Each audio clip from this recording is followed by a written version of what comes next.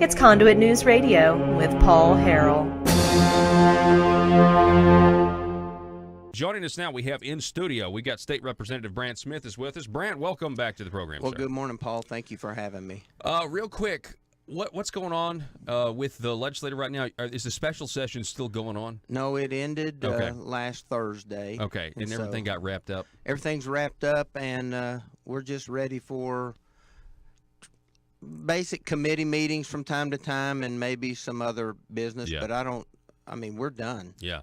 Well, congratulations on being elected the whip of the caucus. Well, thank you very much. It's an honor to be the Majority House whip and just serve not only the caucus but the people of our great state. Yeah, it's really, really good.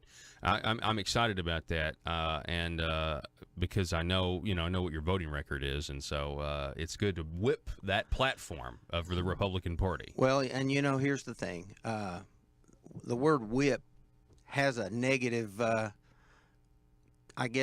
definition attached, but to me, it's more about influence. It's more about encouraging legislators to, at least in the Republican Party, and I would even encourage Democrats to support the Republican Party platform. It's a good platform. It is a good but one. just to do the right thing. Yeah. And that's what I'm going to So do. there's an old Seinfeld episode where they ask, well, what does the whip do? And Kramer's like, well, because Kramer doesn't know. He just talks to him. Well, in the olden days, if people weren't voting the way the party wanted to, they whipped them. well, fortunately, we don't actually tie anybody to a post and make them conform, but there is an opportunity for me to show influence. Well, I would have been whipped a lot. yeah, and exactly. was as a child, so I don't want to go back to those days. Recently, we're talking with State Representative Brandt Smith. Recently, you were, let's just talk about the letters to the editor. So there was a letter to the editor from Senator John Cooper. Now, you represent District 58.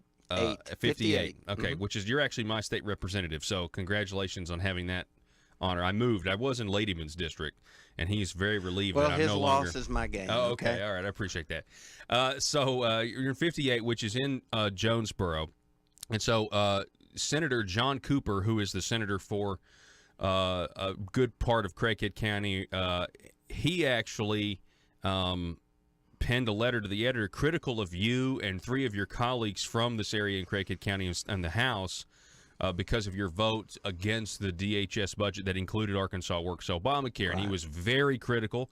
There was a response from State Representative Dan Sullivan that I thought was really good. What's your reaction to that letter from Senator Cooper? Well, first of all, John has been a good friend of mine for a long time. And, he did veer off in a different direction after he was elected to the Senate, and it created some concern or wonder what happened. And but the rest of us have been consistent. We've done what we said we'd do, and we've voted very conservatively over the last two sessions. And so when his letter came out, and I usually read early in the morning, it was just sad to me because I know the depth of our friendship. And so after I attended two banquets and sat next to his table last Friday night a week ago, and then the next night on Saturday night we were seated at the same table, and it was a little quiet. Conversation wasn't as jovial as it typically was. But after I got home, I've got it here on my phone, at 10:28, I got a text message. And he makes several comments, but then he concludes by saying, "You are better than that. You can't excuse that vote." So I sat there in my chair, and I was just thinking, if he could just let it go. Each legislator is responsible to his or her constituents for the votes they cast. No one should be publicly attacked like he attacked us. And so if the situation were reversed, He would be really angry with us. And the establishment yeah. would be feigning this, Yeah. virtue So here's what I signaling. wrote him back, and I'm just going to read it if you've got time. Absolutely. When you were near death, your colleagues prayed for you, visited you, and showed a lot of concern. You repaid our kindness with a very public and offensive letter to the editor. Every one of us have consistently voted against the private option in Arkansas Works. I would have supported SB 30 if the Arkansas Works portion had been pulled out for a separate vote. Unfortunately, it was not. When we get waiver number 2, which is reducing the eligibility rate poverty levels, from 138 down to 100%, I'll be more favorable. What you have done is the most mean-spirited thing I've ever seen happen from a friend. You will certainly have a primary opponent in the next election cycle. I would suggest you write a second letter to the editor apologizing to your colleagues. Wow.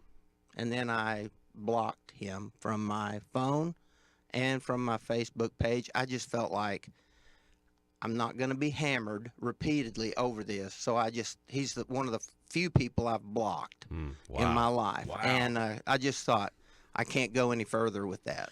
Yeah, and if you read the letter, and I guess we read it on Thursday or Friday, and then we read State Representative Sullivan's response to it, and now your response to it. I mean, it's just it's interesting that just a difference of opinion. He would turn around and really use Democrat talking points to try to demagogue, health care, and he'd said everything but throw people out of nursing homes. You know what I mean? Or throw Granny off the cliff. That's kind of the way he went with it, and I thought that was very interesting. Now, Brent, I want to ask you this because he also made another accusation, Senator Cooper, and I have said for a long time. Anytime I talk about Senator John Cooper, it is a personal thing with me because I helped him get elected, and I believed in him. I thought he was a guy of principle, and I thought he really did believe in smaller government, and that's not to be true. And I'm really kind of ashamed that I was used in that capacity. But hey, there's lots of people that get duped by politicians and everything else.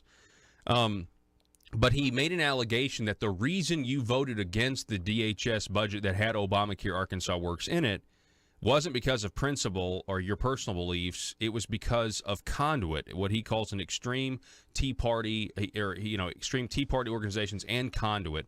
And I guess my question is that why you did it? Absolutely not. As a matter of fact, I haven't spoken with anyone from Conduit at the top as far as Brenda goes and Joe goes. And they're going to be on, by the way, at the bottom of this hour. Well, for more than probably a year.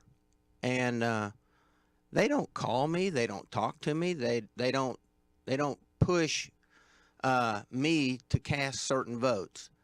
What motivates me are the promises that I made to District 58 back in 2014 when they elected me for the first time ever.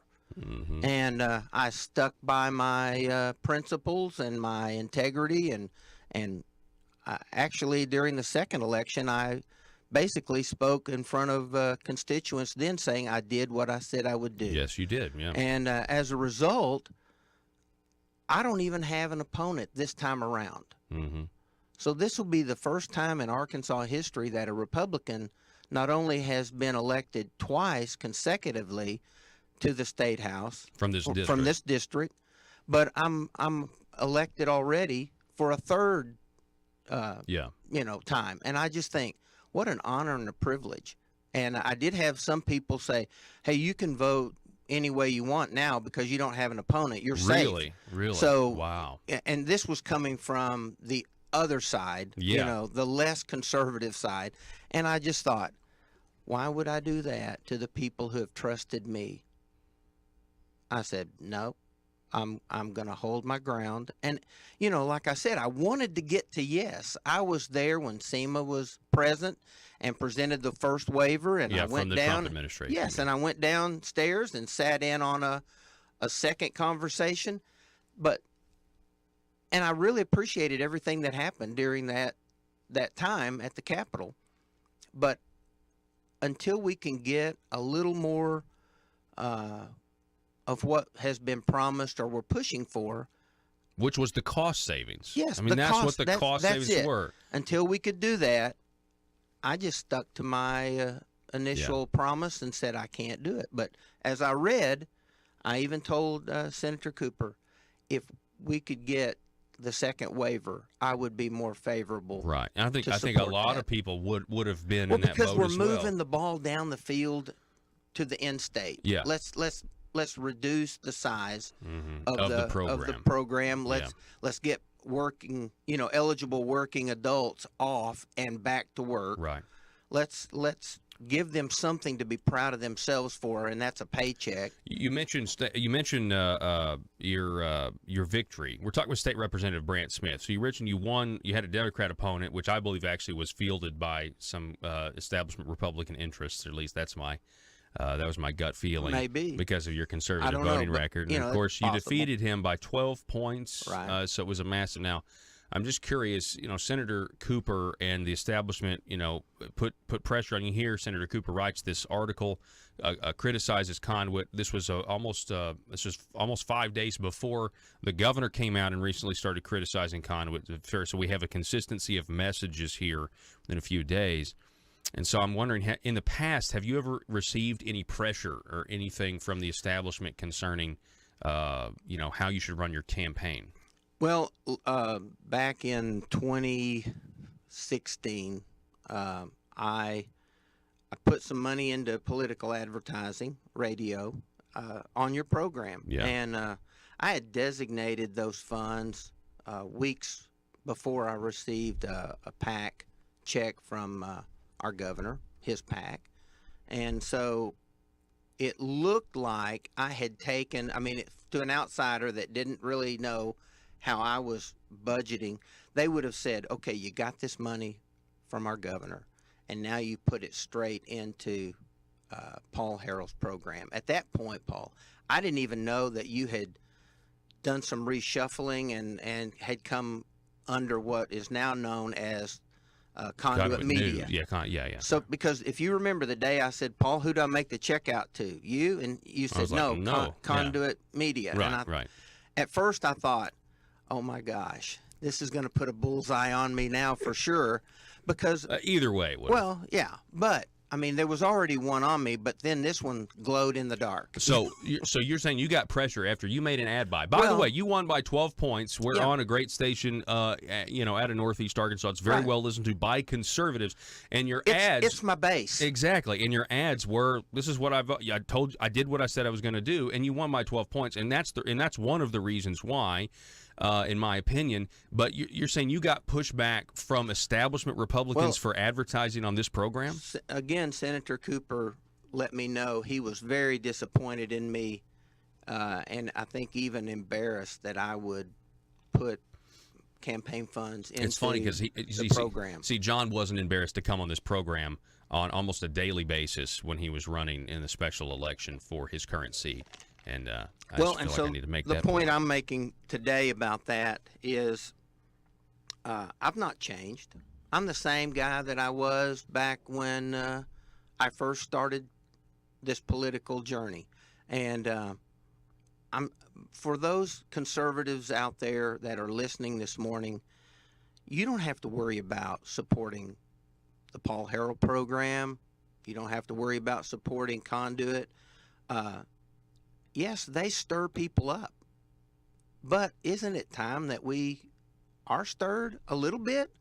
Because if you don't like what you're seeing and what's happening, this is one avenue that you can use to make sure that at least all the little moving parts are kind of spotlighted. Yeah, that's exactly. I really appreciate that. Yeah. Well, and the thing is, how long have we known each other? Gosh, Brandt, I don't know how long. It's been a while. Your pastor's been a friend of mine for decades. 2012 or something. So we go back a long way. Yeah. And I'm loyal, and I have repeatedly said over and over, I'm not going to go on social media, and blast my governor. I'm not going to do it, but he's gone out a few times and spoken against pieces of legislation that I wanted to run. And was even asked me to pull bills that I Yeah. felt were important. And you didn't pull the American I didn't law. pull them. No, I didn't pull anything that I was asked. But we still communicate, we talk, we shake hands. And I think that's the way our system is supposed to work. Yeah. One side says, I don't like your bill. You know, is there something we can do to get you to pull it down, Yeah. you know, or would you pull it? And if that person says, no, I'm going to run my bill, Mhm. well, then let it go to committee. And if it lives through committee and makes it off the House floor and the Senate floor, it must mean that people are supporting. Well, and what's sad is like I agree. I think you are describing exactly the way it's supposed to be, and I really am. It's a shame that you're going to get described as being someone who's just controlled or dogmatic when, like you said, it's no, I'm not going to back down. You remember the? I mean, you look at American law and American courts. Okay, Right. You did not back down based on principle, and it eventually went into law. The governor never signed it. But that's not a bill that I had. I mean, I personally had a lot of interest in it. But if you look at Conduit, which is about economic freedom, they didn't have. Yeah, they had no interest. They had in no that interest bill at all. Didn't score it or anything. No. So I mean, what gives here? You know. Well, and I was proud of the governor for not vetoing the bill. Right. And so I've been grateful for that. He could have very easily, and then it would have been a lot more difficult to override the governor's veto. Yeah. So. For what it's worth, I'm trying to work with both sides, even within the Republican Party. Yeah, we have both we sides have in the fractured Republican Party. different sides, and for the Republican caucus to elect me as their whip, Marcus Richmond as their majority leader, and Mary Bentley as our secretary, I'm telling you, that's a big deal. Yeah. Because I have so much respect for our members that for them to give me this opportunity shows that there must be a lot more conservatism there than what maybe some people think. It's Okay. just they need boldness out front. Yeah, I hope to give them courage. Yeah, that's a good optimistic view, and I so appreciate you coming on the program, and I appreciate your comments, appreciate what you've done, and your voting record, and State Representative Brandt Smith. It's always a pleasure. Well, it's my privilege, and my phone may blow up today. But, well, sorry, we'll see. Okay, hopefully we didn't paint a new target. All right, folks, we got to take a break. Thanks so much for listening to the program. It's Conduit News Radio. Back in a moment.